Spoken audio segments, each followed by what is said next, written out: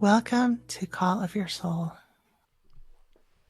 Welcome to Call of Your Soul. This is Dan Ellis, along with my co host Amy Piper and our special guest today, Harrison Sokolov. And before we jump off today with today's content, just inviting you to come into a place to receive. So if you're in a space to do so, I invite you to go ahead and close the eyes, maybe take a seat if you're not already.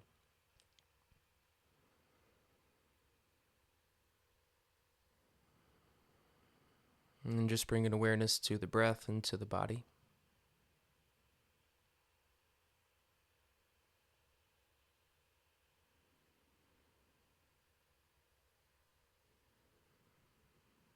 And just tuning into the rhythms, feeling the heartbeat and pacing of your breath.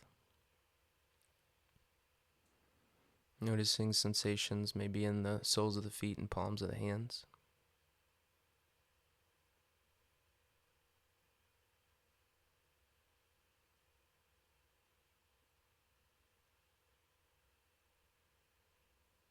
And then finishing the exhale that you're on, feeling all the air press out of the body. Inviting a nice deep breath in. And exhale out.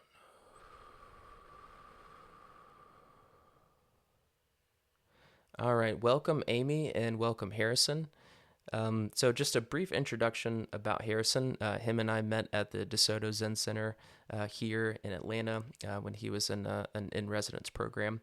And, quite a fascinating journey that we're about to dive into. So Harrison, if you want maybe just to kick us off, just tell us a little bit about yourself, and then maybe we'll go to, the point of what sort of started the spiritual journey for you. Yeah. Well, thank you guys, first of all, for having me. And also just, I always like to acknowledge all the teachers that have allowed me to step into this path as well, um, paying my respects to them. Um, yeah, so a little bit about me is I am an ex-music business professional. I worked as an A&R and music publisher for some years. Um, until New Year's going into 2023 when I did my first 4-day dark room retreat. And in there, I got a very clear message that if I wanted to lean deeper into my spiritual life, it was time to leave my career, the one thing I was holding on to. And so I left that 11 months later. Um, in that time, I was also going through an undiagnosed disease program that still was undiagnosed, but miraculously disappeared right after I left the music industry. Um, I have my theories about it, but from Western medicine standpoint, there's no reason any of that should have happened. And then I enrolled in yoga teacher training, got my 200 hours, started teaching mostly yin yoga. Um, And then Thanksgiving of last year, I did a hero's dose of psilocybin and had an interesting experience. And then within a month later, I sat with ayahuasca for the first time, and then did another dark room retreat, which was my third, um, and had a lot of openings through those. And then right after I came back from that, I realized it was time to step into the formal path. Uh, and I had been studying and getting into Buddhism for a few years by then, but had never formally sat with a teacher. And I had just finished the Shobo Genzo, which is Dogen Zenji's main teachings, and it just felt like home as I was reading them. So I was looking for Soto Zen centers and found the closest one. I'm in Nashville, Tennessee, was in Atlanta, and they had a residency program. So I've reached out to them, and this past summer I did a 90-day practice period, which is called On-Go, with them.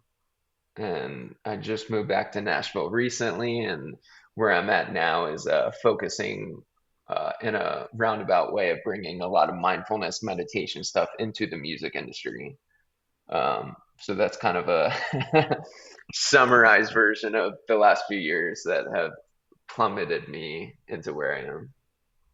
Yeah, and it sounds like you've had some really fascinating experiences. I think some of which people, experience, a bit recreationally, with different, substances that activate DMT. And I guess when did you get to the point to where you're like, I really want to take this on a more formal path? The formal path, I had been interested in the formal path since I read a lot of the teachers that got me on this path from Ram Dass to Thich Nhat Hanh. Um, Really, they've all taken some type of formal path. And so it's always interested me, and the monk lifestyle is intriguing for me, and I have a desire for it. Maybe that's a bypassing that I'm trying to get through, but really, what it is, after I came back from my third darkness retreat, December of last year, um, I kind of just knew that I was being led down taking on a teacher and becoming a full-time student. So it wasn't like a crazy moment or anything. It was just I had spent some years studying Buddhism, and I found the one path that I really felt aligned with taking a formal path with this time of my life. And so it was more of just waiting for the right path to unfold in that manner. That's cool. Yeah. You guys, you referred to Dark Room Retreat a couple of times, and I feel like we might just want to give just a brief little explanation for those who have not heard of that before. hmm That's a good point. They're now just becoming semi well known, but a dark room retreat is exactly what it sounds like. It's you're in a room by yourself for however long. Some people do it for a few hours. Usually it's between a day and 4 days. In the Tibetan tradition, they work their way up to, I think, 39 Hmm. days. Wow. But most people do between 1 and 4 days. And it's total darkness, not a drop of light in there. A lot of times you can't tell if your eyes are open or closed. You can't tell if something's right in front of you. And for a lot of people have questions like, do you get fed? Is there a bathroom? Is there a bed? Yes, there's all the necessities you need, to have a normal taken care of uh, for your body during that time. It's just there's no light. That's the only thing. And so it gives you a space of pure being in there. There's nothing you need to do. But yeah, it's total darkness for as long as you're in there. And you have free will to leave, or some people do need to turn on the light or light a candle if it gets too intense. But the intention with it is to sit in that total darkness during that period. Yeah, and it's funny when I remember doing mine back in 2019, and then I was explaining it to like my childhood best friend and his wife, and then so he's not yeah, on a different timeline of spiritual path, you may say. And he looked at me, he's like, "You're gonna sit in like a dark cave for a week?" Like I was absolutely nuts. So I'm just wondering, like, when you were getting ready to do this for the first time, did you meet some of the same sort of, judgment and misunderstanding about what it is? And I guess how did you discover that this was like something that you could do as part of your spiritual path? So I'll come back to the comments that I came across because I think for those of us who have been through it, usually get the same kind of type of reactions. But in in a full circle moment again, I mean, my life, I feel like the spiritual path is just these circles that come back around again and again. When I was 18, I took a life empowerment course called Landmark Worldwide, and we got split up into tiny groups. And the leader of our group, his name was Jason. He's the one that actually got me into meditation. A few years later, we kept in touch, and he got into Dr. Joe Dispenza's meditations and teachings, and got me into them. But we had kept in touch and are still in touch over these years. And we had caught up in 2022 over the phone, and I was talking about wanting to surrender and deepen my spiritual path. And he, at that time, listened to a lot of Aubrey Marcus podcasts, and Aubrey and his friend Blue had just done a podcast where they talked about their separate dark room retreats. And so I learned about it during that podcast. And the thing that really got me intrigued in it is at the very end, Blue said, when you come out into the light, it's experiencing seeing for the first time again. Mm. Mm. And among everything else that intrigued me about it, that was the one thing that I said, okay, there's no other way I can experience seeing again for the first time. Um, So yeah, I signed up. They had a 6 month waiting list at Sky Cave in Oregon where I did it, or maybe 4.5 months, I can't remember. But I signed up for it was I think December 28th to January 3rd. Um, and yeah, everyone I talked to about it, similar to what you're saying, especially people in the music industry. A lot of my coworkers are like, "Well, you can just stay in my basement and pay me," and all. My mom said the same thing. And what was interesting is I remember I did that and I went back 10 months later. And when I went back 10 months later, I got the same reactions of like, oh, the first time wasn't enough for you, you know? And the label I worked for, I worked on the country side of the label, but the label started as a Christian label. And although I hadn't dove into a lot of teachings of Jesus, I knew some of the core ones. And I remember I looked at them because they were all had deep faith in Christianity, and they would kind of make like mockery jokes about me going back into the dark. Uh, and they're like, "Do you really hate it here so much that you need to go in a black hole for a few days?" And and Ooh. I knew that they were, of course, kidding, but I looked at them and I said, "It's not one of the teachings to be still." Mm. Mm. And in those moments, the jokes kind of cut out, and it became serious. Of like, okay, yeah, there's something to this. So it was as Mm. you're what you're saying. There's a lot of some of my friends are like, "Oh, that sounds amazing. I don't know if I could do that." I think those are the other comments I got is you get people really intrigued, but it's intense and there's a lot of fear that comes up because basically you're in a space of dying in there, dying to yourself, dying to what you're holding on to, dying to what you're reaching for. And so it's a scary place. So yeah, there's definitely a lot of resistance and a lot of like, that's insane to, I mean, let's be honest, that's insane to go in a black hole for a few days. But yeah, so like, what did you find? I mean, you said that there was something about surrendering deeply into your spiritual path that you were longing for, and also you're intrigued by the statement of, when you emerge into the light, you're seeing again for the first time. Are those experiences that you actually had? Yeah, yeah. So my first time in the dark, I think it's important, whatever modality, whatever practice we have, we go in with an intention for it. Mm, Um, Even if that intention is I'm just open to receive, um, it's still setting a bar of there's a reason I'm doing this, right? Like when we it's all medicine. When we take medicine like Advil or something or Tylenol, I mean, if you take those things, whatever it is, if you drink your morning coffee, if you tea, whatever we have, drink water, there's always an intention behind it, whether it's super conscious of it or mm, not. So especially when we go into these intense practices, um, so yeah, for me it was kind of these twofold parts. It was I really wanted to experience a deeper sense of surrender, and that was mostly it, mostly my intention going into it. And on day two, in the dark, I was actually going to walk out of the dark. It was because it was intense. Um, and I was like, I got 2.5 more days of this.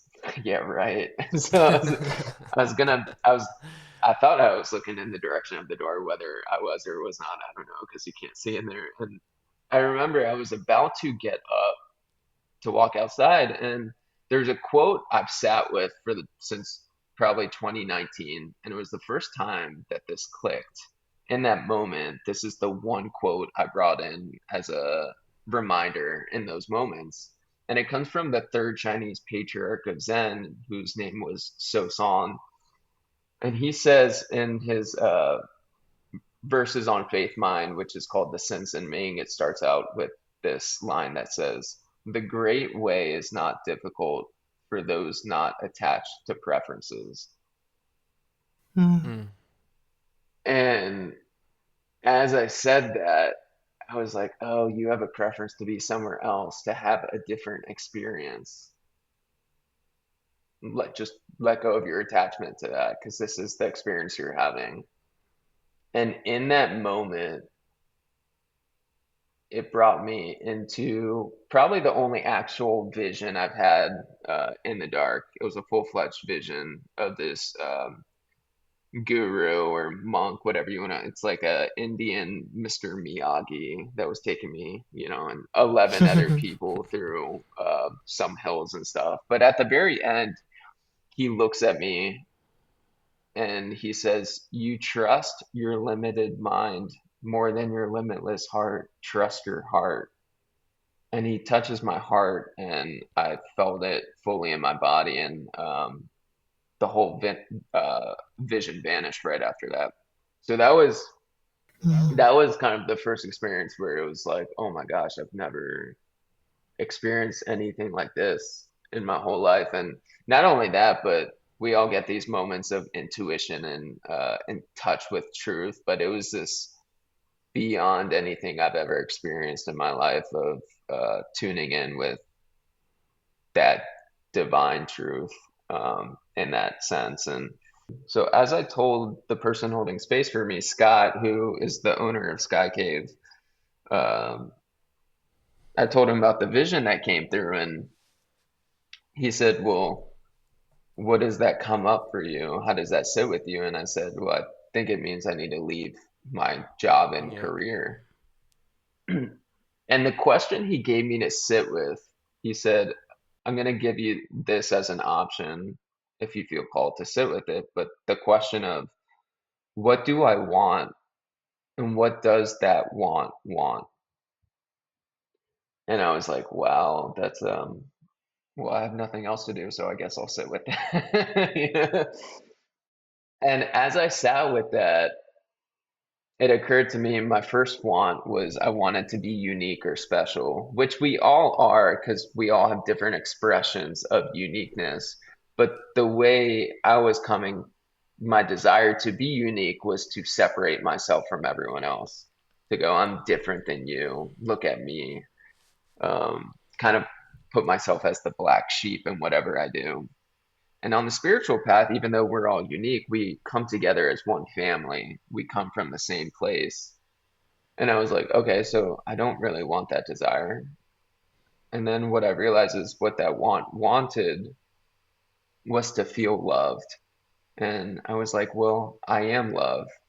So I've been searching for it with drugs, sex, and alcohol and different partying and different stuff. And I was like, well, no wonder why, because I've never fully realized the love that which I am. And so I've been filling it with all these temporary dopamine hits that will never fully feel that because that's what my ego thought it thought love was.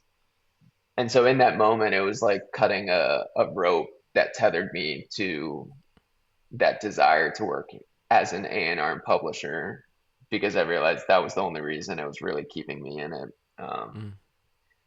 and so, yeah, those were the two, Mm. amongst some other experiences, those were the two kind of pivotal ones in the first time in the dark. And then coming out into the dark or coming out into the light is so magical.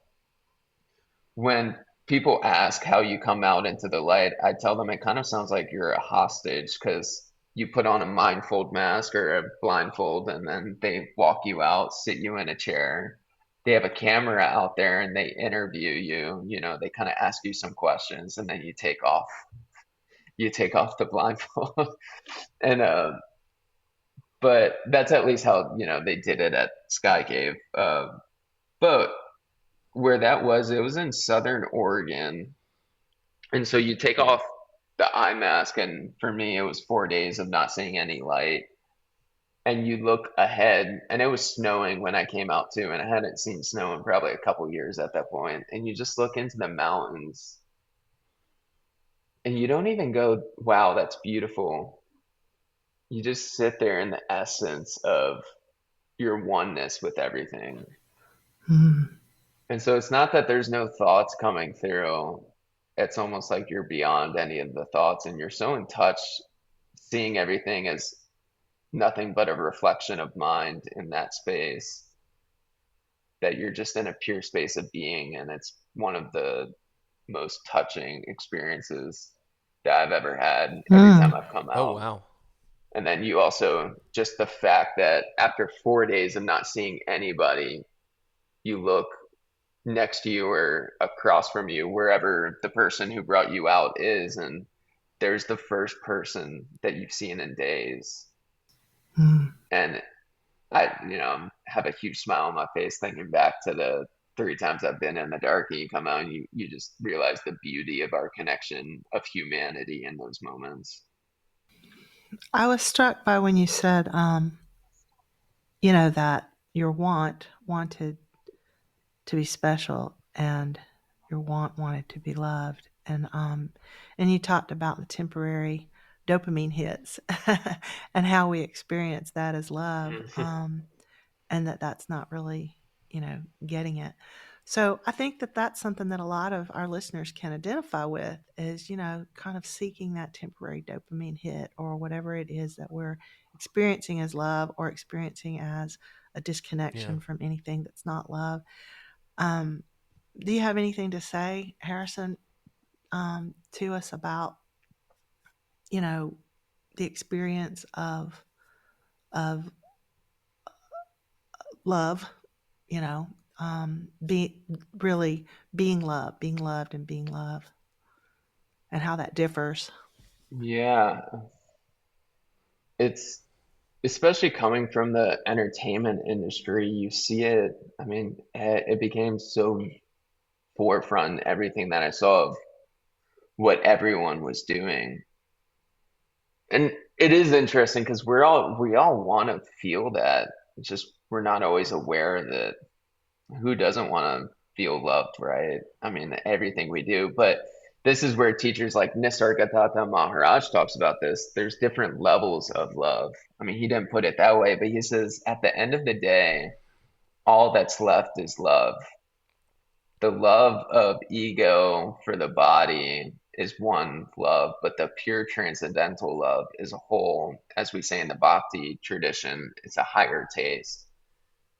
And so there's these different ones where I look back, and the drugs, sex, and alcohol was my ego's love for the body because it was trying to make it comfortable. It was trying to fill something that couldn't be filled with that. And so it was still a level of love. It was just, as I say, kind of a lower level of love, but it's still Hmm. nonetheless love. It wasn't until I came into that space and said, there's a higher level of love. And we are that in essence. We don't need to do anything to come into it. Um, and so, yeah, we all get caught up in this, and a lot of it has to do with being in these skin bags or human bodies. I like the term skin bags, but that turns some people off. But yeah, a lot of it's that life is uncomfortable, and when we go through discomfort in fearful times, we look to make things comfortable. And this is what Alan Watts talks about in Wisdom of Insecurity, where as long as we're going after security, insecurity will be tethered right there. And so it's this place of, can we be secure in our insecurity? Mm. Mm. But love is the hardest one. And we look for, that's why we see, especially dating, right? I mean, it's the best example. Everyone looks for someone else to fill the hole that they feel in their heart. And so when I had one conversation with a friend a couple years ago. He went through a really, really hard heartbreak, and it was probably the hardest I've seen him go through something. And I had known him for some years at the time, and we were sitting down grabbing coffee, and what he said to me is, he said, "I'm afraid I'll never find anyone like her, or I won't find anyone for another 5, 10 years." And I remember my comment to him was, "So what?" At the end of the, well, and not in a mean way, not like get over yourself, but I said, "So what?" Because at the end of the day, whether you're with someone or not, the only consistent thing we have guaranteed in this life is ourselves. And so the question is, do I love myself? Hmm. If we don't, someone may show that to us as a mirror or reflection, but if we don't love ourselves, then we can never also fully give our love to someone else. Yeah. And so, this higher taste of the pure transcendental love, which many of us have experienced, and may not have, how do you perceive that as relating to? I mean, is that the kind of love that you think, or a kind of love that you think is essential for us to begin experiencing? In order to love ourselves, is that the kind of self love that you might be speaking to mostly? Yeah, I think it's part of it. And we can only get there when we take out the only root of our problems, which is the words I, me, and mine, Mm, the ego. Because the ego works on such a separate form. That's how the discriminating mind works. Our ego works. It sees things as separate, and our hearts work in connection. And so, as Keen, who held space for me the last two times in the dark, the second retreat, he gave me this question of, what is my heart telling my mind? And this is what Ram Dass talks a lot about, where when we're really in tune with that transcendental love, it doesn't mean there's no pain. In fact, a lot of what it shows is there's a lot of feelings of separation, which is pain. Khalil Gibran has this amazing quote: "Love knows not its own depth until the hour of separation." If you read the texts like the Srimad Bhagavatam or the Mahabharata, it talks about when Krishna left this earth, uh, the tragedies that happened, not only in the what was going on in the world, but also like the feeling of separation that people felt from Krishna. And all the great sages, you can go through this, whether it was Buddha, Ramana Maharshi, Yogananda, Jesus, and Ramakrishna. There's as this transcendental love. This is what I think his name's Martin Pritchett talks about. I probably mispronounced his name, but he has this thing called grief and praise. And he said when we grieve something, we're also praising it. mm, Because what we're grieving is the loss of this thing that was once here, but it comes from a place of true love. Otherwise, we wouldn't grieve it if we didn't care. And so we're also praising it. And by praising it, while the thing might be technically gone, like the body, whatever, but by praising it, we're also keeping it alive. mhm. And so, a way, it's also, we're keeping the essence of it. So, this transcendental love, too, it also, it's that almost equanimity state where it brings all these things into one abode. But I think people see it. I've talked to some people and they think there's like a bypassing, you're in this transcendental love, and it's just it's not in a state of pain or joy. It's beyond that, but it encompasses all those things at the same time, it seems. Yeah, and it's interesting because it brings up what we had spoken of before in an earlier conversation, where you had said the whole point of the music industry is to be somebody. And that also probably holds true in a lot of different industries, right? The way that you get ahead is to sort of shine and be seen and separate yourself, to get a sense of reward and perceivably move forward. um, and I kind of you sort of see that also, like you said, in like the dating world. It just seems to be something that's sort of rooted in our culture, right? Is the need and the desire to want to stand out, similar to like the role that the sex, drugs, and alcohol, and social media, these other avenues that we have to try to fill this void. um, but it's I feel like you've done a great job, but it's sort of hard to speak about this transcendental love, right? Because it's sort of beyond the scope of what can be communicated in words and through written language. Hmm. Mm. Yeah, it's almost it's the old adage of the Buddha pointing to the moon, right?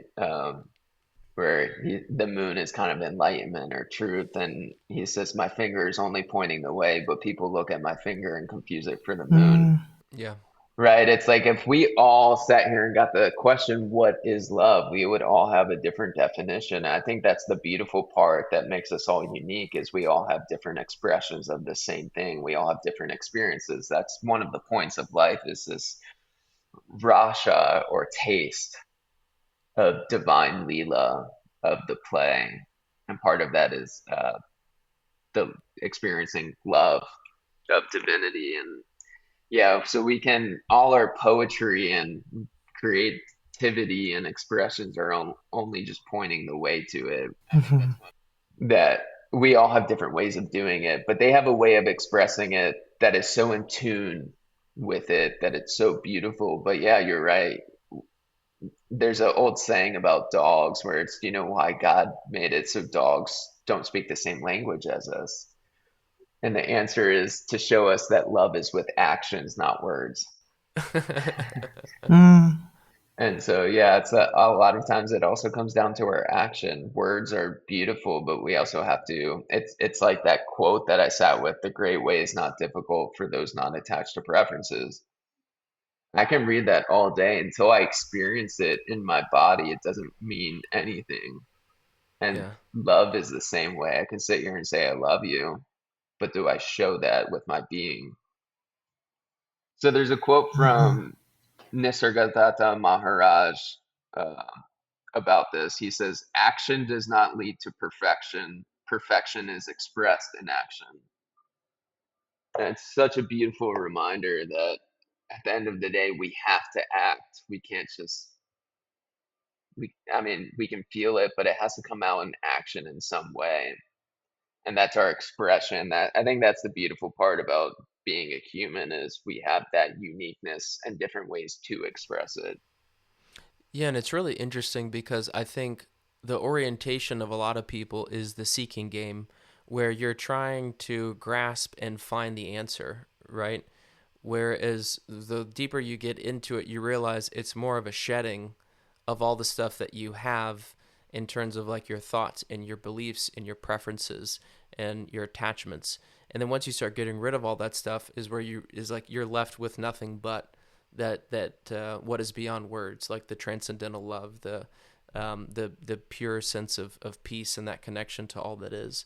But it seems to be more of like the inverse of what most people make it out to be in the seeking game of something that you're trying to go find and something you're trying to go grasp and achieve. Hmm.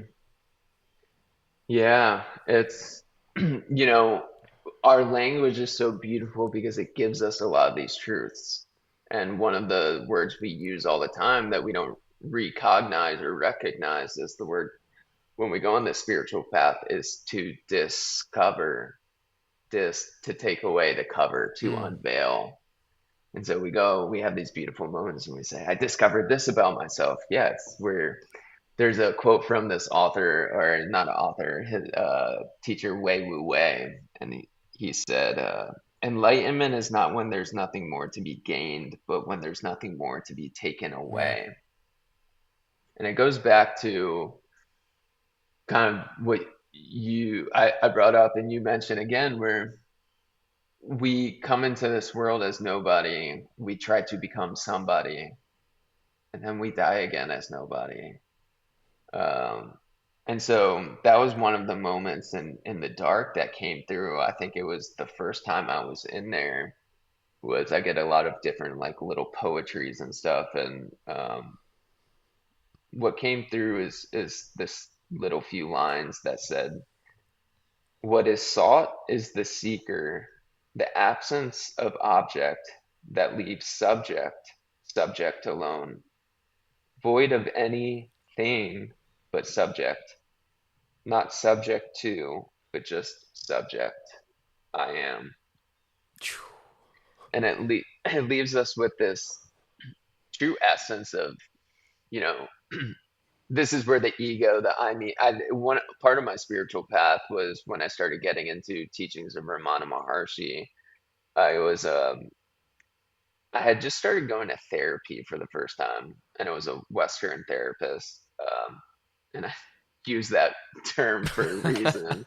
Um, and nothing wrong with them, not, but I had just started getting Ramana Maharshi's teachings, which is a lot of self-inquiry. Most of his teachings say, kind of give the question, who is it that is aware of this thought? And so I spent a few months when I was going through a rough period where I did this for about a week, where I call it the ego awareness game, where every time I said or thought, "I'm me or my," I would just go, "That's the ego." I'm angry. Oh, the ego's angry. I'm upset. The ego's upset. And this went on for a week, and I was like, "Oh, that's interesting." And then I did it for 2 weeks, did it for a month, did it for a couple months, and I was like, "Huh, there are no problems without the words I, me, and mine." And so I went, I think I had my fifth session with my therapist, and at the end of it, he's like, "So when's our next session? When do you want to book?" And I said, "Well, I think this is our last one because I realized I'm trying to quiet my ego and kind of fast, give it a fast for a little bit. And I come in here for an hour and talk about I, me, and my." And it's kind of like going on a diet and then going to McDonald's, Yeah. And he looked at me and he was like, "Yeah, that's can't argue with that." And so, yeah, it's this, our ego becomes the center of our life because we feed it that way. But the problem is the ego always looks outside. And so the ego, when it's the center, looks outside because it thinks it's the center. And this is where my current therapist, or I call him my conscious coach, he among other teachers uses this term to re-educate the ego. And through that, when we re-educate, it's not that we kill the ego. We can't kill the ego. We need the ego to be in this world. Because ego in Greek translates as grounded self. And so if not, we would just be gone. And so when we re-educate, it really goes on the outside to point us to the true center. And that's really the essence of where that's getting to. But yeah, we fill it with all these things because the ego is going to look for external things to make it comfortable. And usually that comes in drugs, sex, and different things. There's a verse in the Katha Upanishad, which is the basically the Upanishad about death, what happens when we die.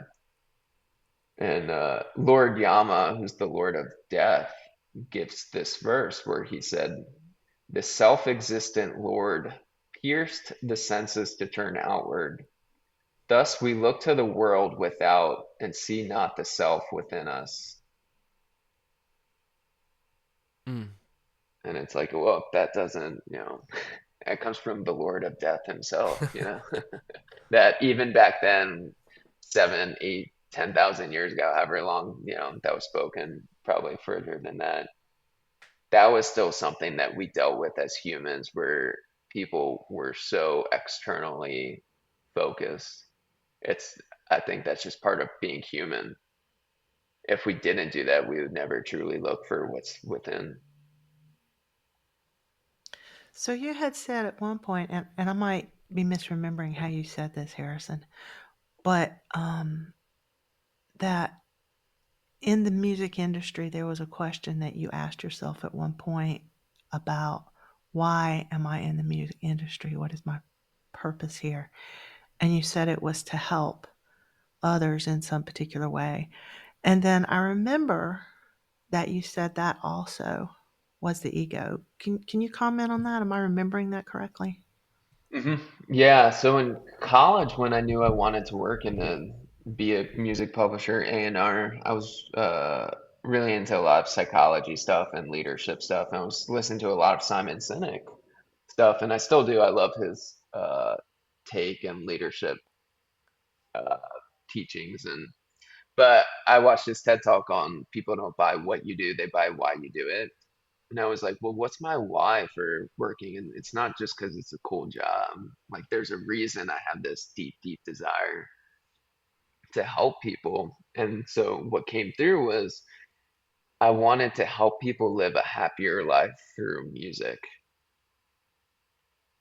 But when I went into the dark and I saw all my desires, I was like, oh, this is still an ego driven thing. It goes back to the different levels of love. It's like it's still from a good place. It's not like I look at that and say that was selfish. It's in a way it's selfless, but it comes from a selfish place. And what I mean by that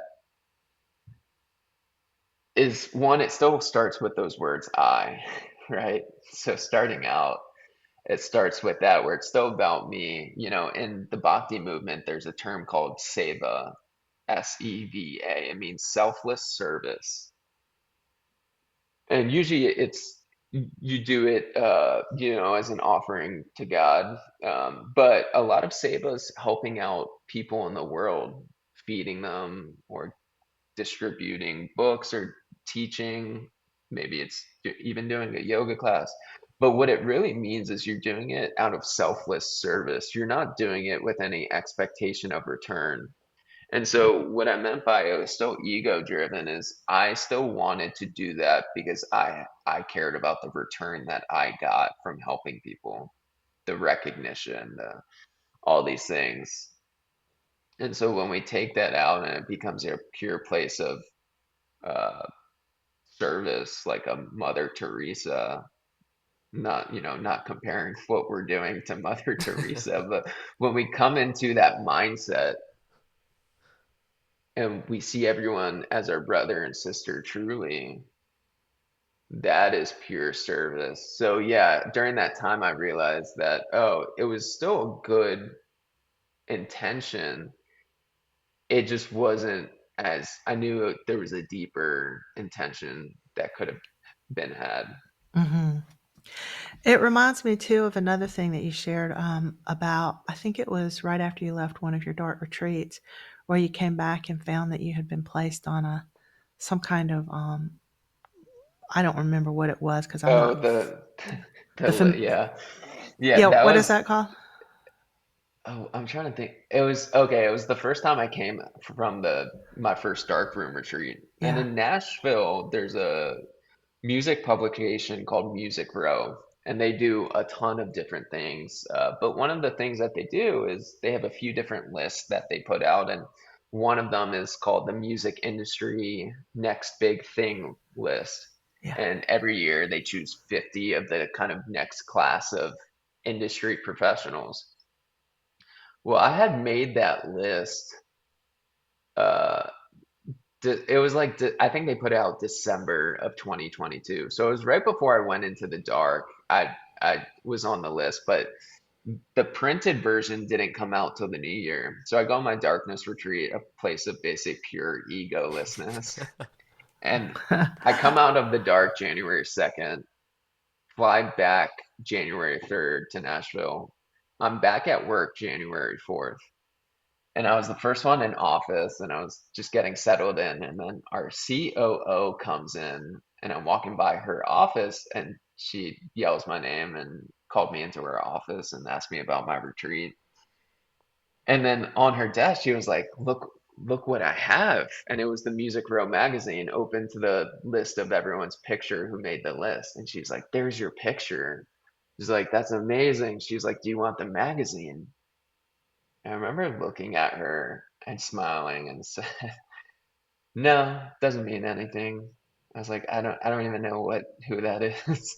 Something like that. And it was this place, and I always like to acknowledge that I never want to put those things down. either. It is wonderful to have that recognition, but at the same time, knowing it also doesn't mean anything. One of the things that came in through my retreat, a lot of people in similar jobs, there's no work-life boundary, and people, their work becomes their life. And one of the things that came through was this job title is never going on my tombstone. Mm. It's, Yeah. and so I started thinking, what's going on my tombstone? Um, I don't think I'll have one, but so that was like the first moment where it was coming back, and it was like you know, it's almost like dodging punches for Mike Tyson right away. Well, it's kind of an illumination. That's why I wanted to bring it up. It's illumination of what you were saying, of a shift in your consciousness um, that shifted how your ego was in relationship to the world and to your being, right? I mean, that was my perception. Not so much that, as you say, that this is nothing, this, award or this honor or whatever, but that it's not, uh, the ego is not holding this as the thing that is most important in my life. Mm. Yeah, and the other shift that happened too, which is interesting, and it goes directly with it, it goes back to this higher taste, is I literally just lost my enjoyment and taste for alcohol right Mm, away. mm, And so there was actual physiological shift in the body um, during that time. But yeah, that was a lot of, I think it goes back to when we see everyone as our brother and sister, we start to see our relationship with that and how can I serve someone? And the look at me starts to kind of wither away. And that's the hard part with the entertainment industry is it's kind of like that's an icicle that melts and then it builds back up, overnight, and then it gets chiseled away. And but yeah, it's when we see everything as kind of our relationship with that and how we can truly serve people in the world and divinity, and starts slowly fading those desires to be seen in that light. And then kind of an important question to circle around back to is how does that change you in your life? How does that change your experience of life? Um, like this shifting of the position of the ego. How do you consider that? Why would we want that? Well, go try it out, right?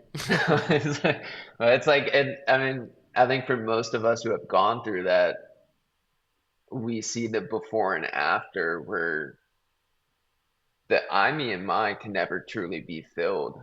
Hmm. We're always trying to fill the cup, but it's a cup that is always half full or it's half empty because it's always looking for external things to validate it. And we kind of re-educate it to make our life of service.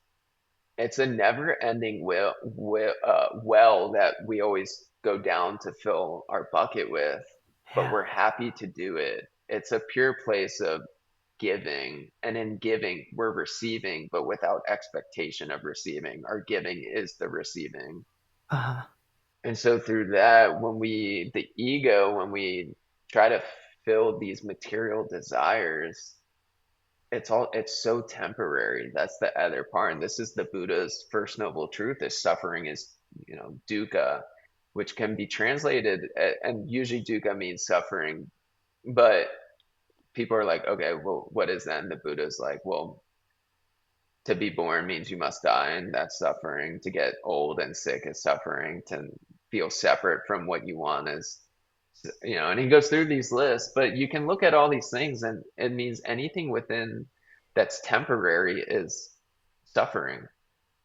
And so we look at our desires and it's, well, what am I trying to fill? It's something that's temporary. And that's where our suffering comes from, is that clinging to it. And so when we do something like seva, the selfless service, where it reorients our being and our relationship, how we stand in the world, it's no longer a material, temporary desire that's being filled. It's now the thing that's pervading all that.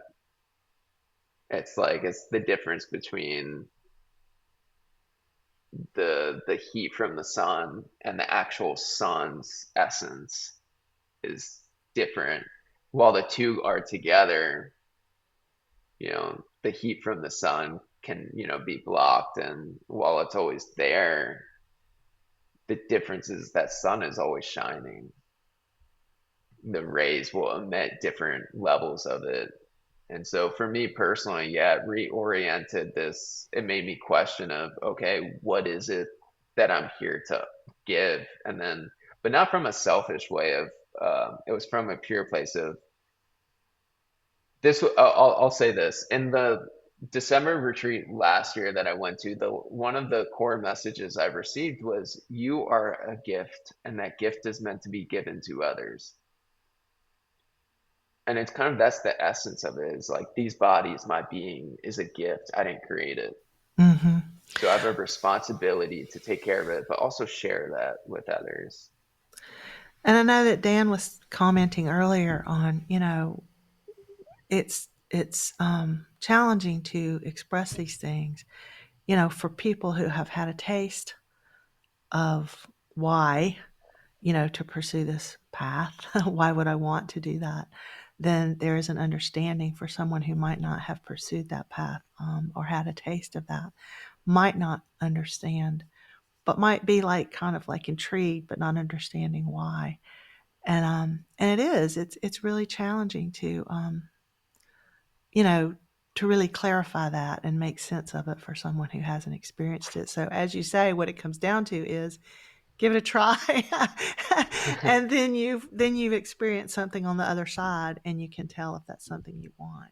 That's what comes to me. But it's almost impossible for us to really express, I think, something that was on another side of the river that we haven't been. Does that make Mhm. sense? Yeah, and I think this is the difference too, right? We have an amazing experience and we want people to understand that experience, and that makes no sense because the Yeah. other person, even if we go, we like do the same dark retreat in the same place, and it's, because we have different beings and different experiences, we're going to experience it differently. And this is where verses like the Tao Te Ching, there's a verse that says, "Those who know do not talk; those who talk do not know." Hmm.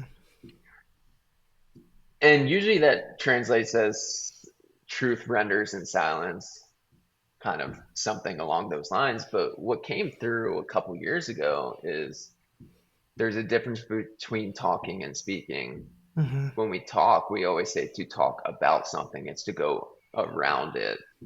But when we speak, we're speaking directly from the essence of that which is. So there's the old saying, the Buddha never said a word, you Hmm. know? Uh, and it doesn't mean we don't talk actually, but it's the way we express it. So similar to what you're saying, I realized when I came out of the dark, uh, I would try to express the dark, and it became a form of separation of I'm here, the person I'm talking to here. I'm now have a goal of getting them to understand my experience from the dark. Yeah. Yeah. Well, it's And similar to hearing and listening. I mean, we hear a lot of things, but we're not always really listening. We're not really intently listening. So to speak and Mhm. to talk around or to talk about, it seems like that's kind of a similar distinction. What was that? No, I'm just kidding. um, yeah, no, it's exactly what that is, and it's similar speaking and talking, where when we are trying to get someone to understand what we're going through, it goes back to when we're with someone. If we need their love to validate ourselves, it's the same thing until we fully are in the essence of ourselves. We can never also fully receive someone else. And so, same thing if we're expressing something that we're going through. And this is the difficult part because it comes from a place of care. It's like, I want you to know how amazing this experience in the dark or whatever it is. But that's the problem is no matter how much we express it or try to, it's like that's the thing we can't. It's the same thing as the famous saying, be here now. It's like that's the irony. Our very effort to be here creates the separation we feel from the very moment. Mm. So Yeah. if we want someone to even get a glimpse of the open door of our experience, the only ways to be that experience and speak from it. If I'm trying to talk about it to you as a form of objectification, it will never get to that point. It might come across in little ways, but when I fully embody, it's I remember when I first started meditating, it was so life-changing that when I would talk with my friends, they would talk about their anxiety and stress, and I would be like, "Do you meditate?" They would say no, and I would respond, "Well, when you don't talk to me about your problems until you meditate." You know, obviously that doesn't, and it wasn't until a few years later when there was a huge shift in my life through these practices and some realizations where I would have my friends start asking me questions of, okay, maybe there's something to that meditation thing, but it wasn't because I talked to them because I was trying to get them somewhere. We were already in the essence of what we were speaking about. Right. And I think this might be a good place for us to touch on the transmission that we spoke of earlier. I would say the way that I would describe it would be more that, like there is, an well, I'm just going to go back to how my guides spoke to me when I mean, still do, but when I was a kid, my spirit guides, and I would be talking with them or asking a question. And the way that I experienced it was, oh, they're looking at the part of me that already knows the truth. They're not giving me information. And what I would say now is that they were holding that truth within their own being. And so it vibrated that truth that was already there within my own. And I knew it. And I don't consider that a transmission, it's more of an awakening. But I do think that sometimes when people use the word transmission, that may be what they mean. And since that word came to me, that's why I used it. But I don't actually care for that word either. It doesn't seem exactly right for what I see as happening with you. I see it what's happening with you as being a little closer to how it works with me. That's beautiful. Yeah, at the end of the day too, it's just words, right? I mean, words have power, but Right. there is, Right. there's a level of how much you want to get into the nuance. It's like the finger pointing to the moon again. It's like, but I fully agree with Mhm. that too. It's almost like a attunement with, yeah, I love the way you put it, of what's already there. And that's a lot of times when I was in the dark and I get these different writings that come through. I read one, we have these darkness community calls we do once a month, and I read this poem that I wrote the last time in the dark. And everyone at the end had very nice things to say. And I was talking with Keen, who heads these calls, and uh, because he's an amazing poet, has these beautiful, similar, you can call them transmissions or connections with these divine truths. And we were talking and we were like, well, it's hard to take credit for because these words aren't Yeah. mine. It's like there's no way I could have come up with these writings that came through at all. And it goes back to that Right. I, me, and my thing. It's like when we get out of our own way, the way becomes the way. Yeah, 100%. I mean, like, for me as an author, I'm like, I didn't write these stories. I could never write these stories. These are stories that come through me rather than to me. But even more so, like there's one particularly that is clearly has been a story that's existed since like humanity began. And I've never found it anywhere written down or heard anybody speak it, but it's 100% obvious to me that this is not an original story that came through me. It came through me as a story that's been told a million times. So Mm, there's even a distinction in a way between those two things, which mm, is, I don't know. It's just interesting, as you say. It's just words, but it's a description of an experience. And when you're talking to someone who had a certain experience, and sometimes you only have to use a few words, and that other person gets it. And if that person hasn't had that experience, you can talk all day, and they may never receive it. mm. That in music, we talk about this. We say there's no new. ideas that people write. They only write a new way to write an old idea. Cool. Or they Yeah. say there's new, great songs aren't written, they're rewritten. Um, and that's, yeah, it very much feels like that of when I look at a lot of these writings, and I'm about to put out a collection of writings from my 90 days in Atlanta. And I think that was part of the intro that's in there, is that these words really aren't mine. These are things that came through in usually sitting meditation and things like that. They weren't like me sitting there trying to come up with these things. But at the same time, they're not new. They've been around. We're just in tune with them. And I think Yeah. that's the beautiful part that makes us, this is the unique part. These things aren't new. Our expression of them is in a new, fresh way. Yeah. Beautiful. I love that. I like the term holding space. It's like we're holding space for ourselves, and through that, we connect with others. It's like I was Yeah. at the park the other day, and as I was sitting there, the first thing that came through was, can I set myself aside so that when I'm with you, I can be with you fully? And Yeah. it takes out this, a lot of our suffering and a lot of our just stuff that comes up is this feeling of separation, that we feel I'm separate from you. And it's like, yes, in one sense, well, we are, but it pins us against each other. And when we hold that space, it reorients that ego again to point to the center where we're all connected in that space. And Mm. so it's this, when all those, uh, the example I guess that comes up is when all those floods hit North Carolina and the Asheville area. Um, Yeah. I was with catching up with a songwriter friend of mine, and she mentioned, she was like, I feel like I shouldn't even be writing today. Like how can we write about, beers and relationships, partying, or whatever we're going to write about today when there's all this tragedy that's just happened?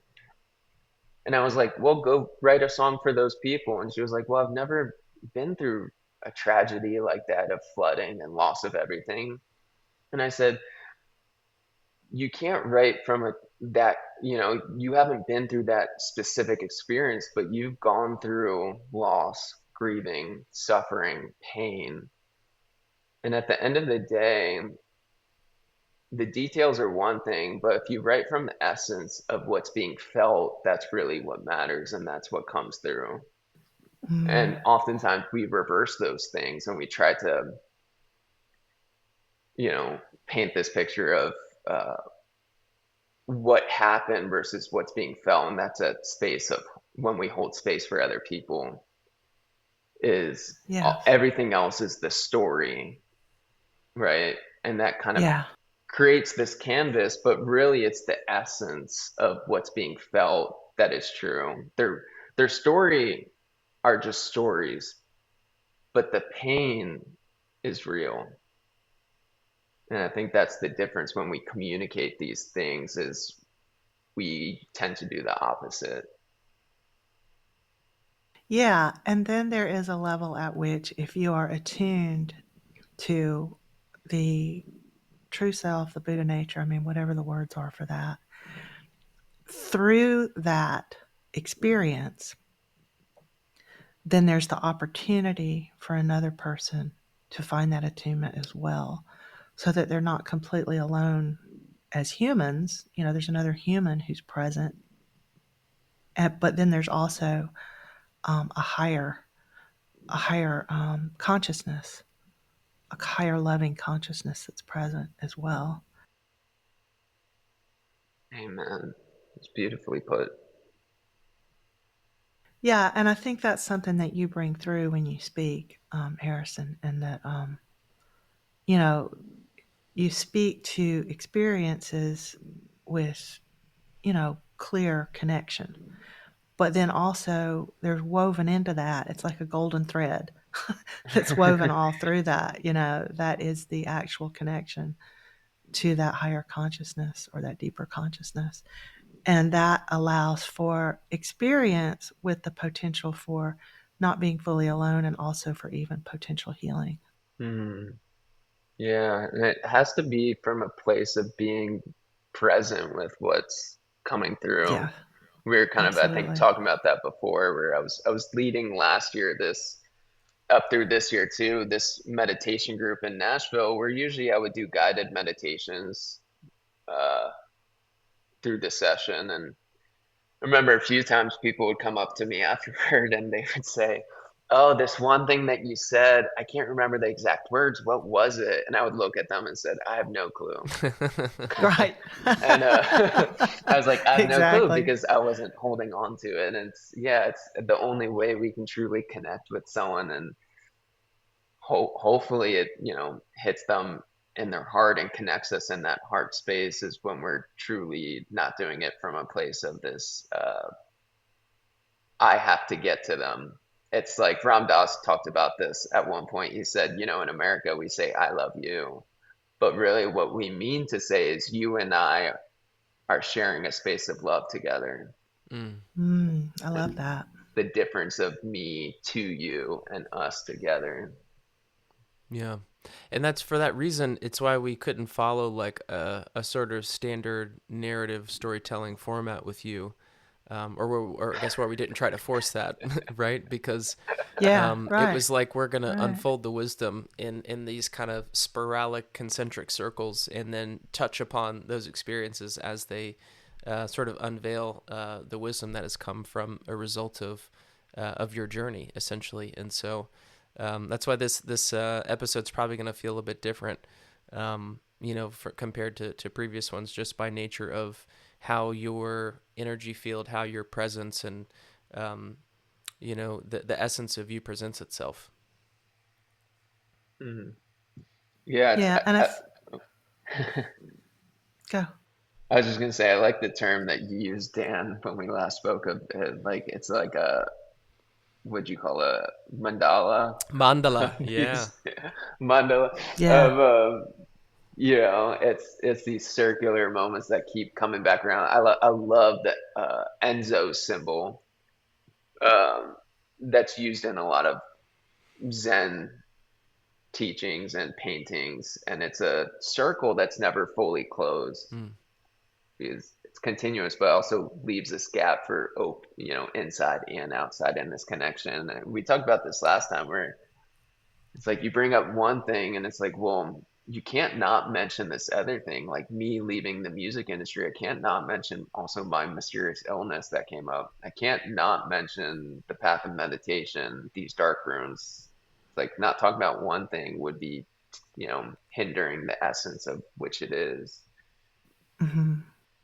So, but also welcome to my life where I'm like nothing's a straight line, right? But that's nature. Alan Watts talks about this in Man, Nature, Woman, where if we look at our language, English is a very rigid language in just the Yeah. actual art form of it. And you look at architecture, everything's straight lines, but nature in itself is fluid. It's a lot of rounded. You look at even the water molecule and stuff like this, everything that's alive has curves to it. And it's like our being and the way we communicate has to be the same way. So it goes back to communication. A lot of times when we communicate, it's very rigid too. So it takes out the liveliness of what we're speaking about when we do that. yeah. Yeah. And how does that Right. affect the way that you're able to relate with people who aren't able to embody that same quality, right?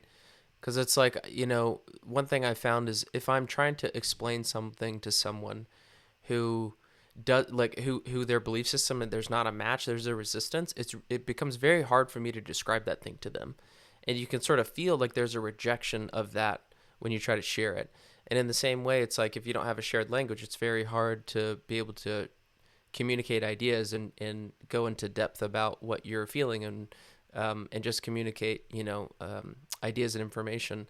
So what is that like for you when I'm sure there's a lot of people that you meet just in day-to-day life that this sense of nonlinearity and multidimensionality is just like a total foreign tongue, and it's something that a lot of people maybe aren't able to meet you at to be able to relate with you. Yeah, we always want that relativity or relational aspect, but then it shows us also where we're grasping for it. And then we look at them and say, oh, they're caught up here. And it's like, oh, well, I'm caught up in my judgment of them here. And I tend to look at that from a place of compassion too. And that's where it really connects. And this is where the Buddha spoke about meeting people where they are. Mm-hmm. Where when I speak about the dark and some of these other experiences, I don't always go into detail about some of the stuff I go into because I know, it's for a lot of people that's not going to be, I don't want to say beneficial, but it's not going to connect in the heart. And so I think a lot of it's to realizing where someone is at, and that's a tough thing to kind of, it's a learning curve for that, but the more we tune in with our heart space, the more we're connected into that, and that's where we can meet people where they're at.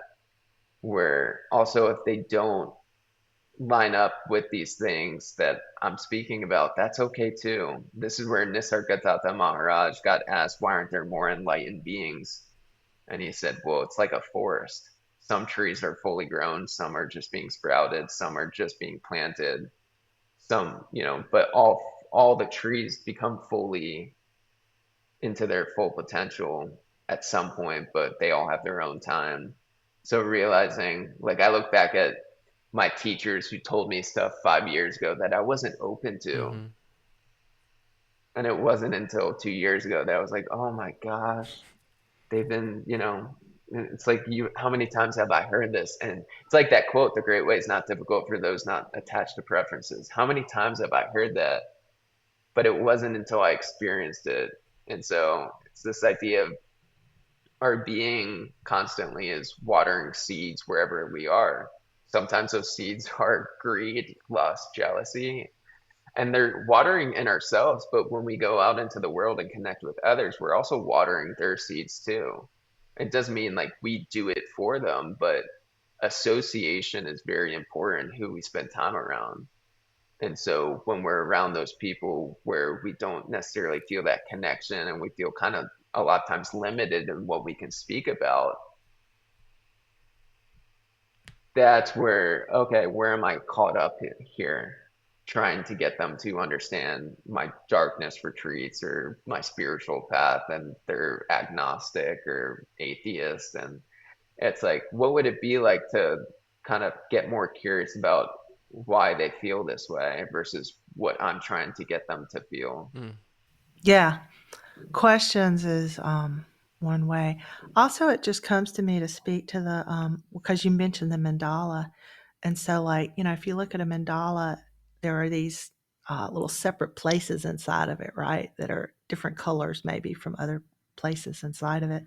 And so, like, if you're, the ego is going to be one of those small places, and it perceives the rest of the mandala as being other and therefore potentially dangerous or at least not connected. And then that's one level of consciousness. This shows up in the Hasidic tradition and also in the Sufi tradition. They talk about this in a different way, but so like then there's sections of the mandala, and so sometimes our consciousness is identified with a section. So all the other sections are other. The individuals that are inside of our section are not so other. That which is in all the other sections is the other.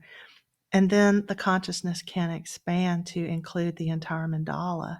And then it's like, oh, so we have this way of looking or being in which all is one. It's unity. There's and then there's a place further than that, which is where you're looking from all of the perspectives at once. And so, like, if I am communing with someone who is really in one of the small circles of the mandala, and that's where they're seeing from, then I allow my consciousness to move into that space. And I sit in that space, but I'm still connected. I know what it's like to be in that space, but I'm letting myself be in that space while also being connected. And that can help that awakening of the other person. And as Harrison said, it's just a seed. It's not, and it's not necessarily something I'm trying to do. It's just a way that I have of being in relationship with that person where they are in that moment, but also where I don't have to separate completely in order to be in relationship with that person. Does that make sense? The mandala Mm, image helps me to do that. mm, that's Because beautiful. I don't feel good when I separate myself entirely to be with someone who's separate. It doesn't feel good to me. So I can move my consciousness into that place, but yet not be separate. And I am aware that it is watering a seed, but I'm actually doing it for myself. In all honesty, I mean, I'm just doing it because it's the way that I can be connected with that person and also still remain connected with the fullness of myself, if that makes sense. Mm. Yeah, that's the paradox of it, of this connectedness, but it's really just us too. It's like there's a verse from the Sin Ming that I always reference this text that says, "The arising of other gives rise to self. Giving rise to self generates other. Know Mm, these seeming two as facets of the one fundamental reality. In this emptiness, these two are really one, and each contains all phenomena." It's like, wow. Yeah. it's that's the paradox to be in the world but not of it. It goes to all these. This is a lot of what Zen talks about is the paradigm of this, where exactly that, to be in the world but not of it. We're in these bodies, but we're with these bodies, but we're not the body. But we Mhm. also have the responsibility to take care of it. We're with someone else. We can't control that other person, but we're with them, sharing that space. And this is where there's a Kosho Uchiyama in Opening the Hand of Thought talks about this. And I'm going to kind of rephrase what he says. He puts it a lot more beautifully than this, but he says, "When I look at you, you are reflected into my retinas. So how can you be separate from me?" Mm. That is love. I love that. And there's a part to this, Harrison, that you can feel like there's an embodiment of this wisdom that you share, right? It's not just words on a page, right? And I think one thing that my teacher had said to me, who taught me meditation, um, what is best is a progressive, coherent practice. And you and I both have had experiences like dark retreats and different types of ceremonies where it kind of, you take like a big step forward, and which is important. But that also is important to be coupled with a progressive, coherent practice, right? So that, because a lot of this transformation that takes place inside of us takes time, right? And we need time to be able to integrate and then make those shifts and changes, or else we can destabilize and sort of have that tricky walking on the razor's edge of like the sense of self changing too rapidly. And so it sounds like the work that you've done here recently, the DeSoto Zen Center, has been one of the longest stints of like consecutive, spiritual work that you've done. So maybe just kind of talk to the role that in residence program has played sort of on your path. Mm, Yeah, and it's such a good point that the integration period, so many people focus on integrating into ceremony or practice period, but just as vital, if not a lot of times more, is that integration out. We talk a lot about that with dark retreats, but moving into the Zen Center was interesting. Um, just the way they set it up. There was three of us that lived there full time, and the other two residents worked full time. I was barely working, and it's what I liked about it is it's not like moving into a monastery where you're kind of putting your life on hold and going into this intensive period. And not saying it, there weren't times that were intense, but the beautiful thing about that residency program that the Atlanta Soto Zen Center does and they've set up is it allows a lot of almost integration every day into your life. And this is the whole point of Zen is fully living life through reality as it is. And so it's not an escape. of anything. When we go on retreats, we kind of joke that we think we're escaping from our distractions, but really it brings up all our actual distractions, you know? Yeah. And and similar, so it was really beautiful being there for 3 months and one having the space to sit with a lot of the stillness and silence and spaciousness and slowness of all this. But that integration period in kind of mini inserts every day where it's not like I would go out in public a lot. And even if it was just going to like Kroger up the street, or I would go to the other grocery store and go to a park or something, it's not like we weren't in public. And so, or when I was teaching the yoga studio that was close by. So that integration period that you're talking about, the way they've set it up is just truly beautiful because of that. When people are like, "How was your experience?" I said it's one of the most transformational experiences I've had in my life, but in the most ordinary ways. You know, Yeah. in Zen they say before enlightenment, chop wood, carry water. After enlightenment, chop wood, carry water. Or I think it's John Kabat-Zinn has the book After Enlightenment, Doing Laundry or something like that. And I think this is where Dr. Andrew Holacek is another really beautiful teacher. He talks a lot about dark retreats, where he talks about everyone wants to get up, high, up and out, but the real spiritual work is down and in. And this is what we do in Zazen every day is we sit there in our meditation and we're just, whatever arises, we're fully with it without trying to grasping or rejecting it. And then, the other people who would sit with us would go into their, go to their jobs or go back to their families. And so that integration period is so vital because otherwise we don't know the work that we have to do.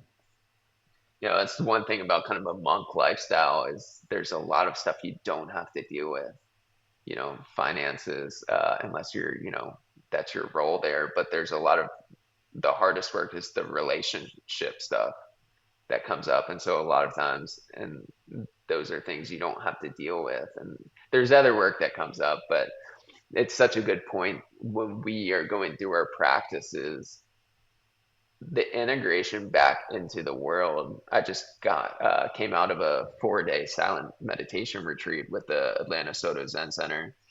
And that was the last conversation we had is a lot of times during retreats, people don't want to go back into their life because it's such a shift. But this is what we talk about when we sit. Our sitting or meditation practice is a reflection of our everyday life, and our everyday life reflects how we practice. So when we wash the dishes, when we sit in traffic, when we're in chaos, this reflects our sitting practice. And when we sit, it reflects those things as well. And this is the integration process, is not seeing the two as separate. When I leave my cushion or yoga mat, I know my practice doesn't end there. I did my spiritual work for today. It's like, no, it's a continuous thing. And so I think that's really the key integration piece is we see them as kind of these still points and really they're flow into each other and connected in that way. And that's where we can, and it's hard, but the 90 days in Atlanta really allowed of many integrations every day and every week, which I found really, really helpful in that sense. Yeah. And it's I guess the idea was already stirring inside of you, like the going the route of the monastic life. I guess kind of talk about where you feel like you are in relationship to that decision. And I guess, then we can, there's some questions I have like about the implications of it, but I guess just like, yeah, how you're processing, I guess that sort of, is it more householder path or the path of the monk for you? So everyone's very different. I mean, just talking about me personally, I've had this desire and kind of felt drawn to the monastic lifestyle, including I totally shaved my head went completely bald. It was, yeah, Halloween of last year, and someone thought I was doing the costume. I was like, kind of am. I'm kind of prepping in case I become a monk one day, you You know? got your orange robes, yeah. um, yeah, and yeah, so for me, that was part of it was living at a Zen center, but we didn't have to wear robes or shave our head or anything like that. And so it kind of gave me a mini opportunity to basically live a monk lifestyle without the over regulations and set up in that manner. But um, what was interesting is at the end of those 90 days, I was originally planning on staying in Atlanta and moving into a Hare Krishna temple that was close by. And that ended up not working out. And, life always has ultimate plans for you. But what came through is, um, and I kind of felt nudged to move back to Nashville. And I was actually really disappointed and kind of upset because I was like, I wanted to keep living that monk lifestyle. But this is where, for me, I know I have certain work I need to do in my life and integrate back into uh, certain areas, and we can only really see where spiritual work is done and has to be worked through when we go back into some old settings. Mm, And that's why, Ram Dass says stuff like, if you think you're enlightened, spend a week with family, yeah. right? Because only through them or only through certain relationships can certain stuff come up. So for me, I felt uh, I still have that desire, but I realize it's not time at this moment. Um, and part of that is certain callings I have to do, certain works in Nashville that just became very clear um, as I over the last couple weeks now. And so for me, I still have that desire, but realize you also can't force it. Mm, Um, and for most of us that are here in the West, it's beautiful if you can become a monk and do that lifestyle. But realistically, for most of us, that's just also, we have to be in this world. This is what Sensei, the abbot at the Zen Center, Michael Elliston Roshi, talks about. He's like, America's not really set up for a monastic life. And that's why they set up the Atlanta Soto Zen Center kind of so close to the heart of Atlanta. That allows people to integrate these practices into the everyday life. And it goes back to that, it's to be in the world, but not of it. Maybe it's great to do it for a period and, maybe for a year or so, but the point isn't to do that forever. We have to be in this world and we have to act. So for me, that's kind of where I'm at now, where I still would love to do it one day and hopefully, life unfolds in that manner. But I also realize certain things are becoming very clear of kind of part of my missions temporarily to take care of and focus on. And if I was fully living as a monk, wouldn't be able to do those things. yeah, that's fair.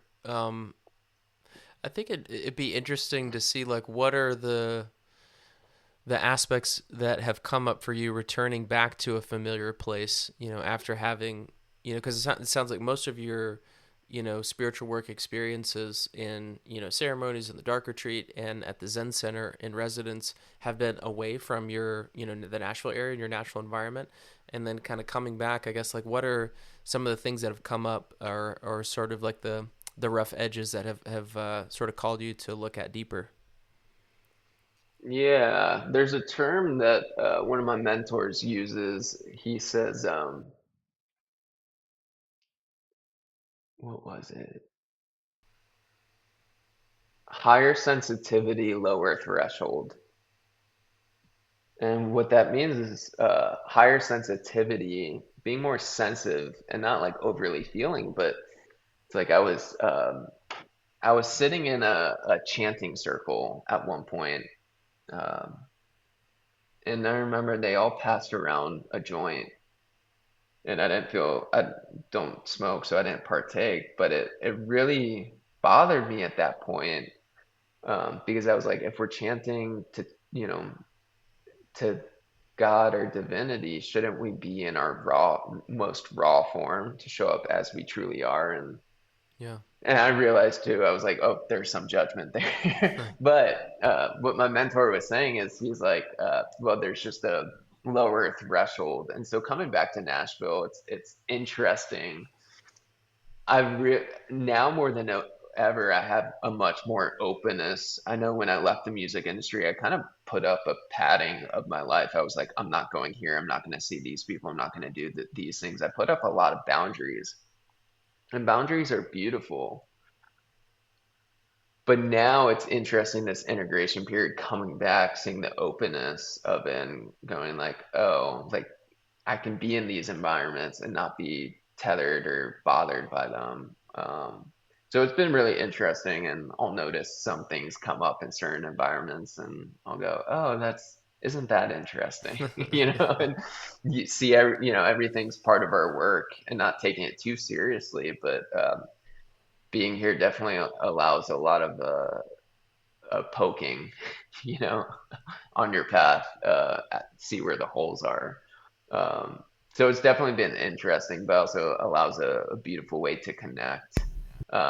Because it is so easy. All the retreats I've done have usually been in the mountains, or the Atlanta one. I really didn't go out, do things in like super crowded places and stuff like that. So it's kind of in a lot of ways escape.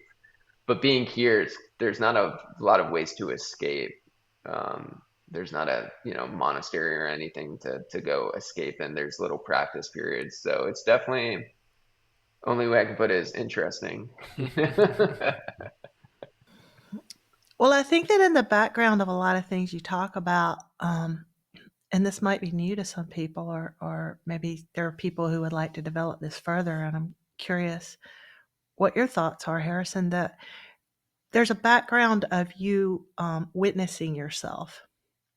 So, like, for example, you said, "Oh, I noticed that there was some judgment." And rather than getting identified with that judgment, you did something different with it, right? You witnessed it in some way, or that might be a word I would use.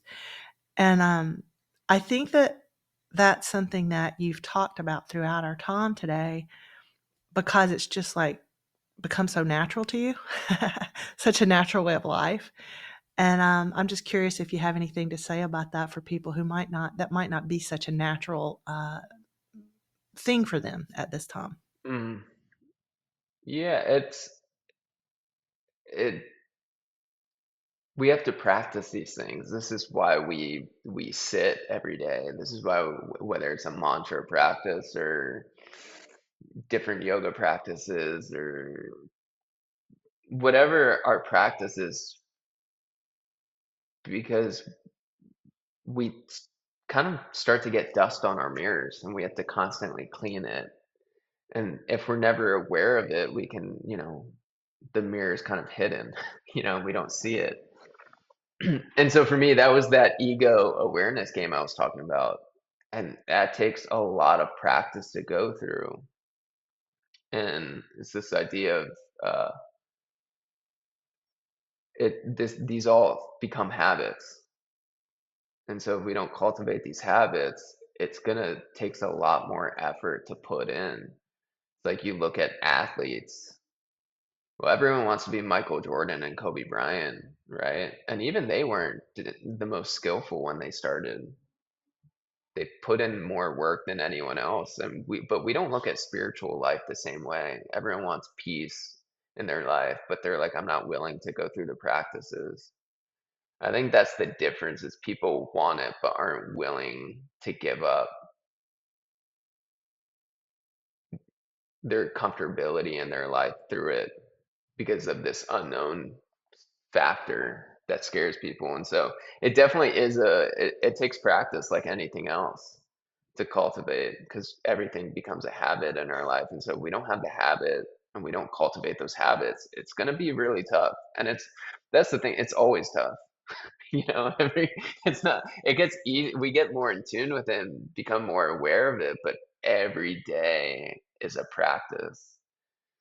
And that's the difference. And we can probably all speak on this, of like, when we fall out of our practice for a few days to a week, we notice a difference.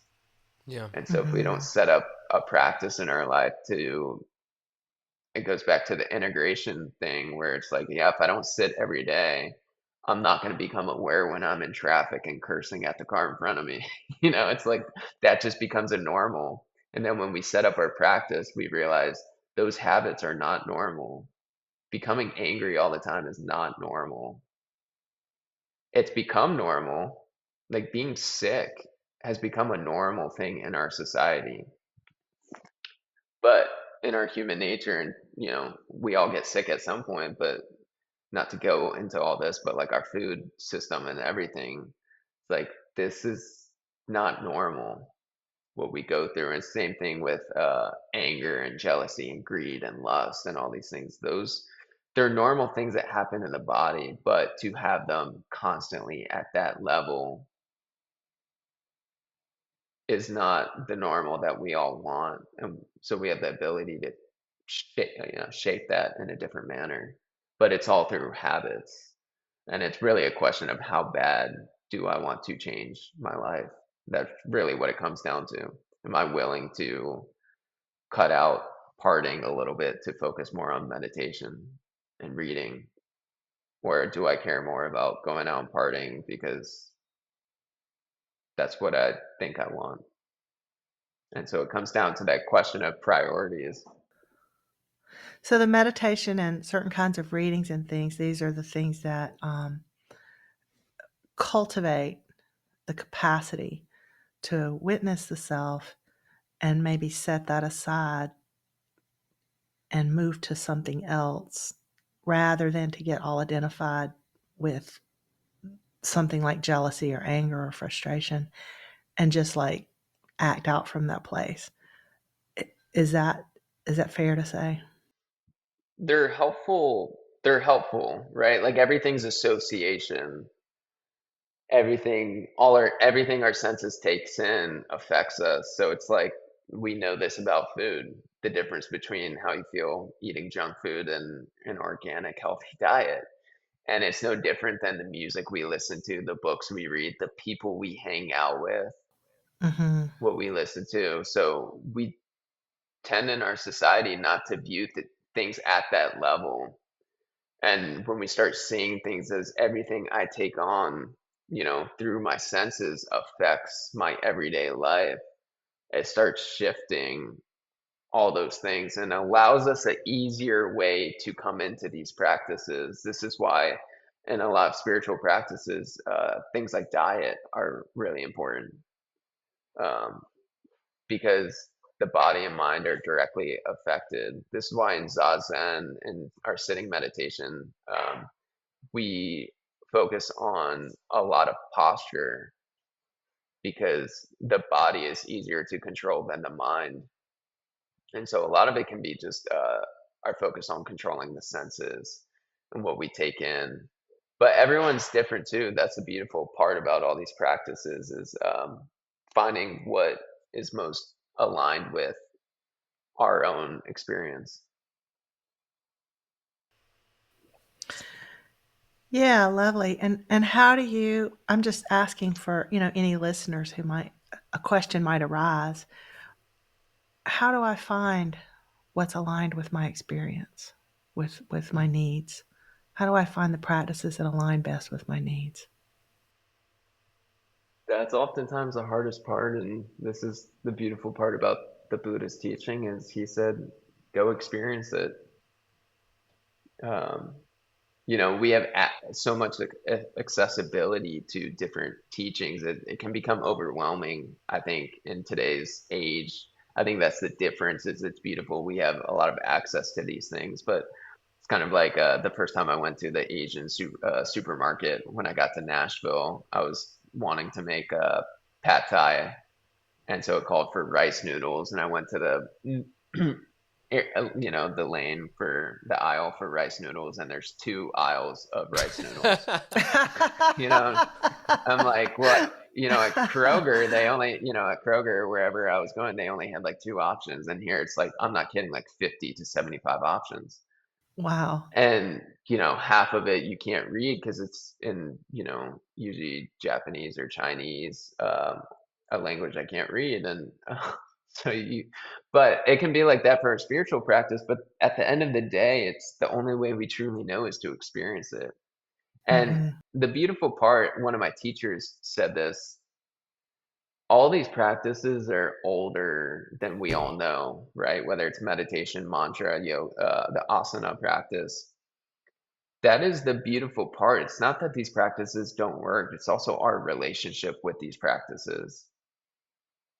So also our intention with going in with it affects our relationship with it. So in one sense it matters, but in another sense, sometimes it doesn't matter as long as we have a pure intention going into these practices. But the only way we truly know if it lines up with where we're at is through trying it and giving it an actual pure effort. And for a little bit, a lot of times people will try stuff for like 5 days and go, it's not for me. It's like, do you know how long a habit takes to build up? I think it's like 3.5 Yeah. weeks. And so people will try things for, 1 or 2 times and go, it's not for me. And I kind of, a lot of my friends who are trying to get into meditation have said this. And I said, if you're out of shape and you want to run a marathon, how long is it going to take you to get in shape for it? They said a while. And I was like, well, our brains and bodies work in a certain manner. And if we're 20, 30, 40, 50, 60 years old and we're now just starting this journey, we have all those years basically of rewiring our brain that we have to go back into. And it's no different. This is the whole thing about athletes is if I want to get into running, I've never ran and I'm however old I am. There's an understanding it's going to take time because I've built up bad habits of my body. And so it's no different with our practice where it might take. So I do this japa. It's where you chant the names of God. I do this every day, and it takes an hour and a half, 2 hours. And you chant on mala beads. Um, and it took me about a year to get into, but I understood it wasn't that there was something wrong with that practice. It was my relationship, and I realized I had a lot of cleansing I had to do in my relationship with the practice. During it took literally a year for that to open up, and now it's become every day. And it's similar with meditation stuff. It takes time, but if we realize it's not always the practice, it's our relationship with it. And sometimes it's changing that really will make the biggest impact. Yeah. And then, like, for someone who's, let's just go back to your analogy of deciding to run. If I haven't really done any running in my life, then, it might not be for me to start out with a 5-mile run. I might want to start out with a fast walk, right? I might want to start out with 10 minutes of jogging, or so that I don't discourage myself, make it so difficult on myself that I'm not able to on my body, but also on my mind, which is part of how I get out there, right? How I so just interested in what you have to say on that topic too, Harrison. Yeah, it's a good point that as Sensei Elliston Roshi would talk about, when we sit in meditation, we sit with encouragement, not discouragement. And as Mhm. another of mine says, we have to have faith-based experience. So when I started meditating, I started out 75 minutes after 2.5 weeks. I was doing 75 minutes in the morning and evening almost every day. But it was because I was built off of faith-based experience. And it's similar where this is the beautiful part about these different practices is uh, you have these different methods where exactly what you're saying, where sometimes it's starting out with a 5-minute guided meditation. And that's for a lot of people the entrance to do that too. For some people, it's doing stuff like yoga nidra for, a little bit and getting them into a place of being still and into their body. And there's all these different modalities and exactly like that. And at the end of the day, it has to come from a place of encouragement. For years, for the last like 8 years, I've tried running every summer. I try to get into running and it never happens. And to the point where I don't use this word very often. I hate running. Like I disdain. And I tried when I was at the Zen Center, one of the residents, he runs every day. And he loves it. I always joked, "What are you running from?" You know, everyone who runs. And I had this conversation where I was like, I love playing basketball and tennis, and that's like I could do that all day and get my cardio that way. But when it comes to running, there's something about it that my body basically rejects. And there's a book called I think it's called Zen and the Art of Running, and he was like, we have it in the library. I read it years ago and it's a beautiful book, you should read it. And I said, you should not tell me what to do and stay on your cushion. And and I was like, you know what, maybe I should. And I read that book and it was beautiful because similarly it said, well, at the end of the day, if you don't love running, find something that you love, whether it's hiking or you know, basketball or tennis or swimming. And so I took to Instagram too, and I posted on my story because a lot of my friends run. And I was like, give me tips. I need help. And people gave me a lot of helpful tips. Most of them I heard. But after I read this Zen and the Art of Running book, what really occurred is I was like, I'm just gonna run. I don't care what pace or how long or short. I'm just gonna run so that my body can feel the enjoyment of running because it's never felt that. Mm. And for the first time in my life, for the last few months now, I enjoy running. Don't get me wrong, it's not like I'm like, I can't wait to run, but I used to put on my shoes and like basically go like, I don't know why I'm doing this. And now for the first time, it's like I actually don't mind putting on my running shoes and going out there. And it's similar with sitting, where a lot of people think I should sit. And so there's a dread of, oh my gosh, okay, I know I want peace, so I should sit. But we start to kind of let those things go, and it just becomes a practice, a way of our being. And it becomes just an everyday practice. It's no longer about having peace or working through this. It's just, as we say in the Zen, when we sit, we just sit. When we do the dishes, we just do the dishes. So, as what you were saying, it's important to find whatever practice we're doing that we do it with encouragement too. And that's the important part, because if we dread it, then it's never gonna be beneficial for us. Yeah, I think we kinda call up the part of our nervous system that is, the sympathetic side, right? That's fighting against, and we're fighting against ourselves if we really hate something.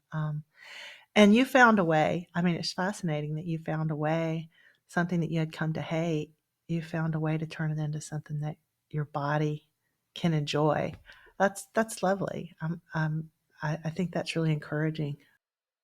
Yeah, and a lot of that with running for me was I actually didn't want to run, but all my friends love running, and I look at them and I said, well, they're definitely running from something. But I what it really was, I was like, I just want to know what it is that they love and feel that thing. And it's the Mhm. same thing with us who have our practices. It's like you see people who struggle. We all struggled at some point in our practice. And I mean, I just was on this uh, silent meditation retreat, and I joked that I said, "Thank you all for our harmonious suffering together." It's like it's not that the struggles end, but it's similar. It's we have to know that we have to work through it. It's like running. There's going to be pain in it. It's like look at athletes, and it's no different than our spiritual practice. And we just have to find the thing that we're willing to go through the work for. It's like Yeah. relationships or anything else. Like everything has pros and cons, but are we willing to put up with the cons because we know the pros are worth it? And that going back to my music industry, that was really the thing when I knew it was fully time to leave. And the time to leave is I kind of listed out a pros and cons list. And the last pro on that list was listening to music for a job, basically. Don't get me wrong, there was a lot of other stuff I did, but at the heart of the job was I got to listen to music. And that was literally that and my expense card were the only two pros. Oh, wow. And Mm. and then I looked at all the cons and I said, the expense card is worth it. But but I was like, I don't need to get paid to listen to music. And I was like, these cons are not no longer worth it to go through for the pros. Um, and that also looked at my relationship with those things and what I cared about. And it's the same thing with our practice and our spiritual practices.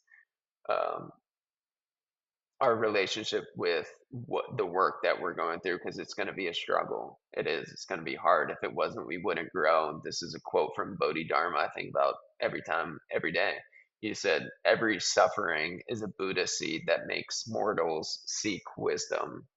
Mm. Mm. And so that's what our practice does. It doesn't take away our baggage. It brings up all our baggage because we don't see it. And so we have to sit with encouragement to go, oh, in those moments of suffering, say thank you.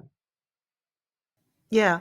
And after having walked through a certain number of things, then you come to understand, like you have a an embodied experience, an embodied understanding of the value of what's on the other side. Just like, if I play basketball and, I'm going to shoot 100 foul shots today, I'm not enjoying necessarily shooting 100 foul shots. But I know that in, the big game tomorrow, that, if I hit most of my foul shots and we win the game largely because of that, then it was worth it. So we have these experiences that, that encourage us to do the next thing, to walk Hmm. through the next suffering piece, because we know that we have gotten something of great value from doing that in the past. Um, is Hmm. that what another way to say what you're saying, Harrison? Yeah, and it becomes the journey itself is what it becomes Mm-hmm. about. Less, I mean, I have a friend who is a long time professional athlete, worked his whole career, and they worked their whole career to hopefully win a championship, and they won the championship. And you hear athletes talk about this, it's so short-lived. So it's like, Yeah. really, what is the enjoyment of it besides those peak moments? It's the journey there that makes it so worth it. And it's the same thing when we sit. We don't do it to get to these peak moments. In fact, Suzuki Roshi has this quote that's amazing. He said, "Enlightenment was my biggest disappointment." Mm. Right? And so it goes back to this thing of, like, if we look at words like Om Mani Padme Hum, the Buddhist mantra, the jewel inside the lotus, Om is this universal transcendence. Hum, HUM, is the groundedness of that transcendence, which is why a lot of mantras end with hum, begin with Om. And so it's back to the be in the world but not of it. This is what the Buddha taught. He had the opportunity to fully leave this world. And he was like, well, what's the point if I can't help others through their suffering? And so that's part of our human nature. And we look at that HUM, it's the beginning of the words humanity, human, humility. Mm. And so Yes, it this is. is our journey through this suffering is, yes, while we are pure spirit souls that are the lotus flowers that are never touched by the mud. There's the old saying, the muddier the water, the prettier the flower. No mud, no lotus, as Thich Nhat Hanh said. Hmm. So this is our journey, is we put on a pair of boots and chop wood, carry water, and know that we're gonna get dirty, and know that deep down we're also always clean. Beautiful. And I guess this is kind of going a little bit back, but just want to clarify the point when you said having like a faith-based approach with the practice. My interpretation is that faith there is like the trust that by engaging in this practice, it's going to bring fruit of my labor, right? Not so much faith in like a certain ideal or a god or something like that. Depending on where you wanna, there's a verse from the Bhagavad Gita that beautifully says, "Do your duty, but without any attachment for result." So yeah, it's we have faith in what we're doing, that there's kind of a reason we're doing it. I think that goes back to the intention. Um, that, and a lot of it goes back to, well, we're doing this because it's worked for other people. It's like how I viewed running. Well, all these people love running, so there's got to be something to it, right? So the same thing with no different than our practices. These practices are so ancient that there's something to it. So, um, and this comes up in every spiritual path. Do I have trust? Do I have faith that that this works? Mm, yeah. um, and not blind faith. We talk about this in yoga. It's like we have to have discernment, right? This is why, when people talk about gurus, there's so many false gurus out there, false teachers, right? These Zen teachers too that do retreats and are out pounding shots and sleeping with, the students afterward. It's like not talking about that. That's blind faith. So we have to have a little discernment, but that also usually comes from faith-based experience. If we give it, and we have to, and that comes from giving it a full faith effort too. Mm, When I sit, am I doing this half-heartedly? Yeah, of course it's not going to work.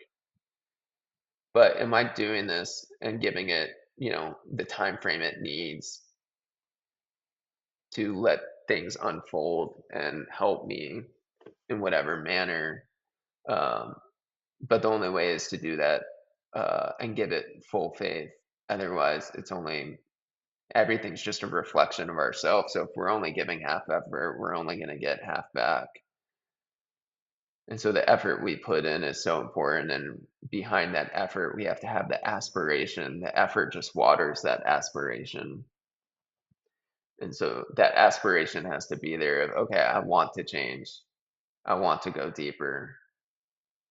And then through that, we can start putting in effort and they kind of work together. And then after that, just takes time and practice. But yeah, through the faith-based experience, and hopefully when we do that, we will start getting experiences of like, oh, I'm no longer caught up in these things. Life is a little more peaceful. Oh, maybe there's something to this. yeah. Amy, is there anything on your mind of where anything else that you want to take it or ask Harrison?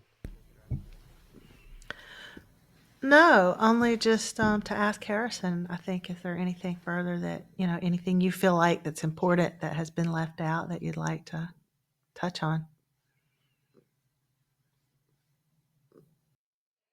There's another quote from, I think it's Nisargadatta Maharaj, who said, "You want the ends, but you're not willing to have the means to get there. You want peace in the world, but aren't willing to have it in yourself." And so we look at our lives and it goes back to seeing all the external things and we don't look at the internal and seeing the connection between the two, but really sitting with that question, given the state of the world right now, it's like we can really sit with this, where if I really want peace, not only in my life, in the world, it starts with myself. If I don't have peace within myself, the world can never be at peace. Yeah, it's funny. I think of someone who's like full of anger and frustration and then running around and, trying to do work to make people at ease and peaceful. It's like that's never going to work, Like you said, the change has to start from within, and then Mhm. from within that reflects outward to change the you know the outer world. From the inner world we affect the outer world. Yeah, there's a story of Ram Dass that he tells where he used to meet with the correspondents in the White House, but he also did a lot with the peace protesters in the 60s and 70s. I think it was during the Vietnam War or something. He was meeting with the peace protesters and kind of said, "Well, what do you guys want? You're protesting peace, but like, what's stopping you from having peace?" And they were like, "We hate the people in the White House." And he said, "Isn't that Mm, interesting that you want peace? How can you ever have peace if you still have hate in your heart?" yeah. So that's our humanity problem, where spiritual life can a lot of times bypass those things. But That's the work that we have to do. Where Thich Nhat Hanh is, he was exiled for being a monk. They were literally killing monks, and he had to leave his country. And I saw this video of him recently. He said, "I have no enemies." He said, "Even the ones that try killing me." He's like, "I can never, we can never change the world from a place of hate. Only when I show them true love and compassion, even if they kill me, can the world truly transform." So he's one of the such a, sadly passed away a few years ago, but so many beautiful teachings on this because he lived through those wars where a lot of people are going through now and brought these teachings purely to life and truly showed that and embodied that of if we want peace in the world, we have to alchemize the hate that's in our heart. Mm. Alchemize the hate that's in our heart. Yeah. Or anything else that's not pure, right? Hmm. Yeah. And this is what our practices do. They cleanse us. The world is beautiful, but there's a lot of dirty stuff in it. And this is where association matters. There's a analogy that self, uh, our pure self is kind of like a crystal that's clear. Crystal really doesn't have a color, but you put it next to a flower and it takes on that color of the flower. And so our practices bring us back to this clear light all the time. And this is why it's important to sit every day or do our mantra chanting practice every day. It brings us to this reminder. What's the old saying? Where what the mind thinks, energy flows. Where awareness goes, energy flows. And so where our mind is focused on will create an impact. If we're thinking about how much we hate everything, well, we're only going to see hate. And it doesn't mean there's not suffering going on, but it's our attunement with those different seeds that have been planted that we water over time. This is what in Buddhism they call stored consciousness. It's these different seeds: greed, hate, lust, jealousy, but there's also seeds of peace, calm, joy, bliss, unity, and we get to water these different seeds. And through our practice, the ones like peace, joy get watered automatically. But it's what we were talking about earlier when we go out there and we start gossiping, what seeds are we watering now? Yeah. Yeah. Would you say that that's what you feel like your calling is to be the clearest crystal you can be and then share and reflect that out into the world? I think that's all our, callings, and we have different expressions of that. And that's kind of the message that I received in the retreat last year is you are a gift, and that gift is meant to be given to others. We have beautifully different expressions of that. And I think that's part of our work here is to figure out those different expressions for us. But at the end of the day, it's coming into the realization of the lotus flower that we are, the crystal, um, and how much we can stay centered in that. Whereas my mentor puts, we see when we're centered or when we're tilted. But yeah, that's hopefully the goal with our practices. There's a reason none of us are fully enlightened beings is we all got a lot of work to do, and but that's the goal is to not get defiled or not get colored or caught up in the colors of everything else. Mm. I don't know if it's, I guess you can always cut this out, but I would love to read a writing that came through from my last darkness retreat. I felt, yeah, I felt like I wanted you to do that and then I forgot. So I'm glad you brought it back up. Because I feel like it kind of, I mean, this is a lot about the dark, but it kind of summarizes a lot about the communication that we talked about. But these are basically a few writings that got combined into one full poem. that I'll read from.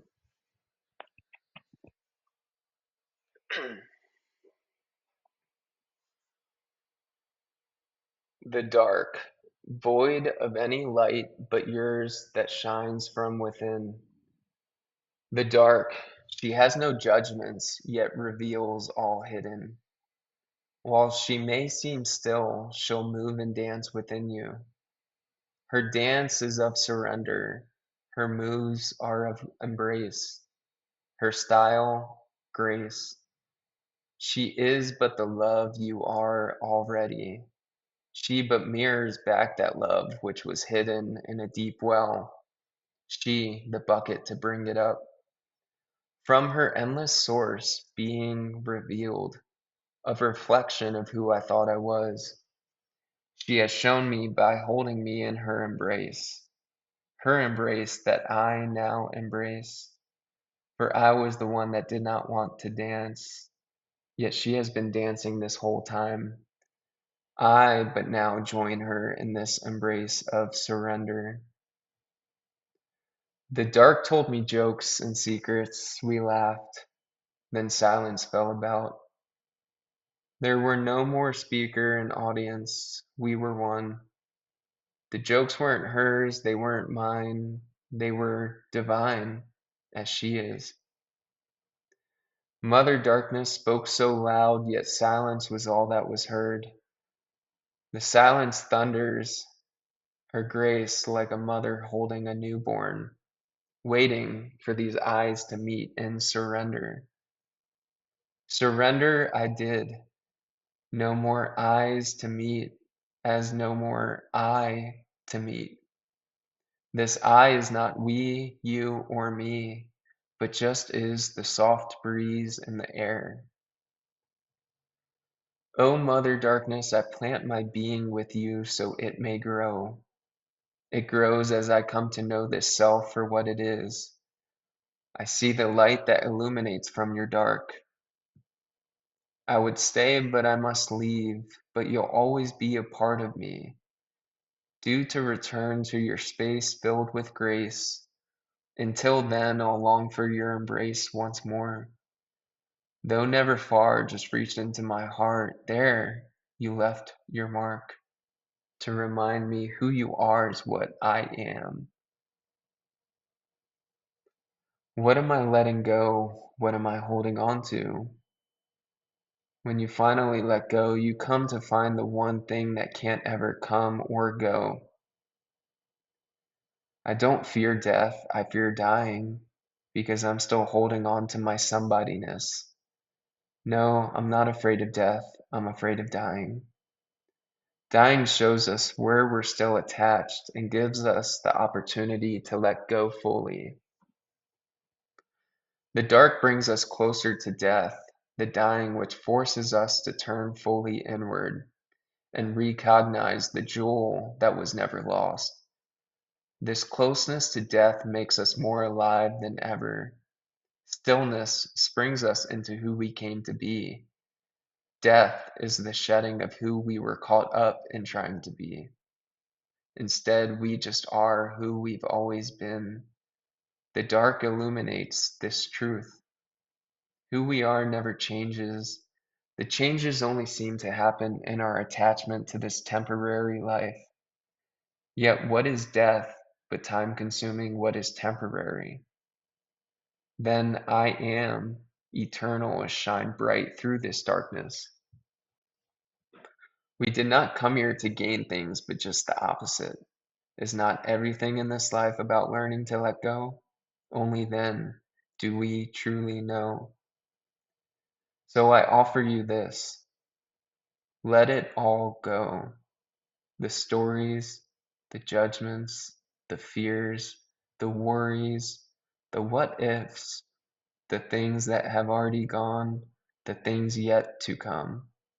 Your identifications, your clinging, your preferences, your desires. Be hollow, allowing these things to pass through with nowhere to hold on to.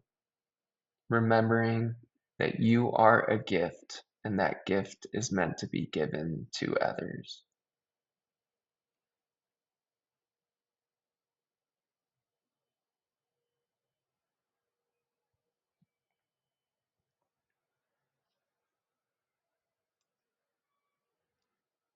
Thank you for allowing me to share that.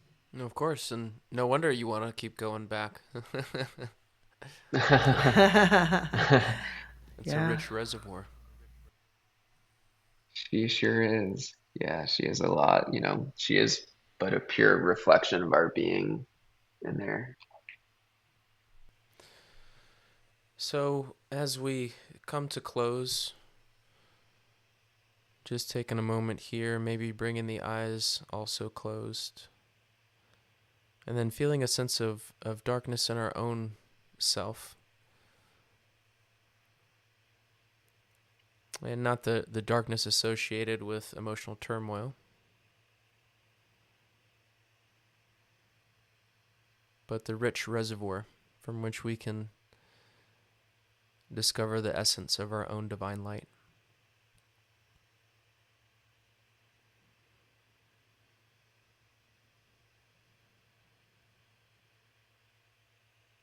And then just taking some deeper breaths as we allow time for all that's been shared and all that's been delivered to our heart, allowing that to be fully received.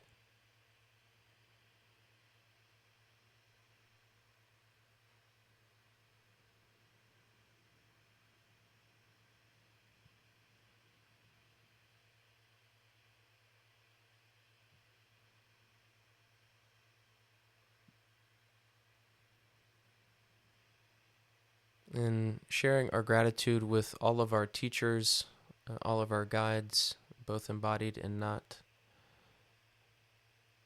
and all of our supporting cast, all those friends, parents, siblings, uncles and aunts, all the people that have helped us to arrive at this moment, at this time, acknowledging their support.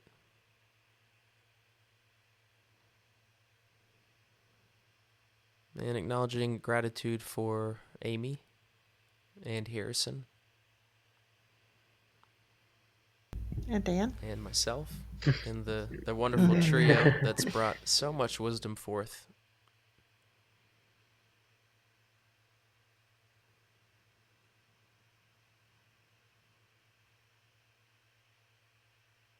And just remembering to remember.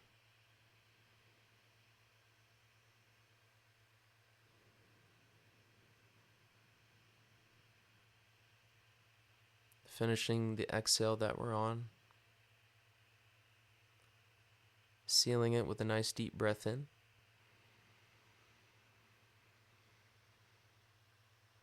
And out.